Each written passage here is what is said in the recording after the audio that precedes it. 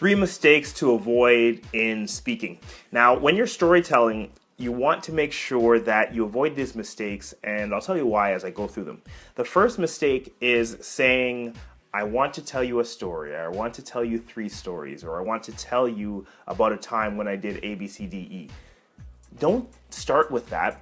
Just get into your story. If people are there to hear you, then your point will come across if your story is structured effectively by going through your story. So you don't need to say, I'm going to tell you a story, or I want to tell you a story. Just tell your story.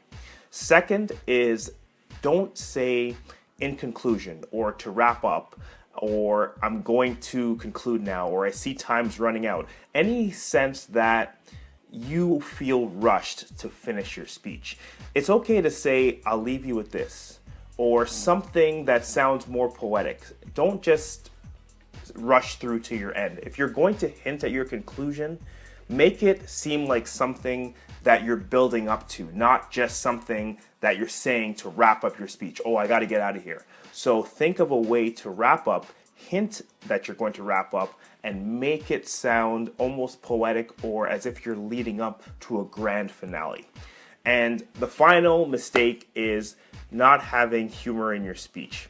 Now, with your stories, if they're serious stories, I once read from Judy Carter, she said that there are 2 types of speakers. There are funny speakers and there are unemployed speakers. And another thing she said that got me is the more serious the topic, the more need there is for humor. Think of a serious story as you being underwater. And when you're underwater, you can't breathe. You're waiting for that next breath, and then you rise up out of the pool and then you can breathe. Think of humor as letting your audience breathe just for a minute. Because if you bring them with a heavy story and you hit them hard, there's something inside of us that just wants to breathe for a minute. Allow for some humor. So think of a twist or a humorous line that you can stick in at the appropriate time that allows your audience the chance to breathe, even if it's a serious story.